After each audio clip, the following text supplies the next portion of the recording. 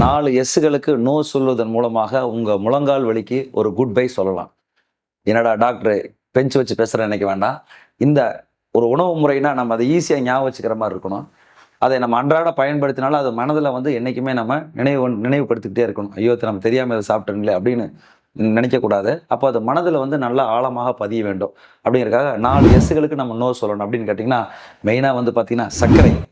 அது எப்படி மூட்டுகளை பாதிக்கிறது? எப்படி அதை எடுத்துக்கொள்ளலாம்? இனிப்பே சாப்பிடக்கூடாதான்னு கேட்டா, அது இனிப்பு சாப்பிடலாம். அதை எப்படி முறையா எடுத்துக்கொள்வது? சால்ட் உப்பு. உப்பையும் வந்து மிதமா எடுத்துக்கொள்ளலாம். அதுக்கு நோ சொல்வது மூலம் முழங்கால் வலிக்கு ஒரு முற்றுப்புள்ளி வைக்கலாம். 3வது வந்து பார்த்தீங்கன்னா, ஆல்கஹால், ஸ்பிரிட். ஆல்கஹால் நம்ம நெறைய எடுத்துக்கிறதுனால, அதனாலேயும் மூட்டுகளை பாதித்து மூட்டு வாதம் வரலாம். அதையும் தவிர்க்க முடியும். இதை நோ சொல்வதன் மூலமாக. 4வது வந்து பார்த்தீங்கன்னா, ஒமேகா 6 ஃபேட்டி ஆசிட். இந்த ஒமேகா 6 ஃபேட்டி ஆசிட் அப்படின்னா நல்லதான? ஒமேகா 3 நல்லது. ஒமேகா 6 வந்து நம்மளுக்கு வந்து நெறைய பாதிப்புகளை கிரியேட் பண்ணி, அது மூட்டுகளை டேமேஜ் அடைய செய்யும்.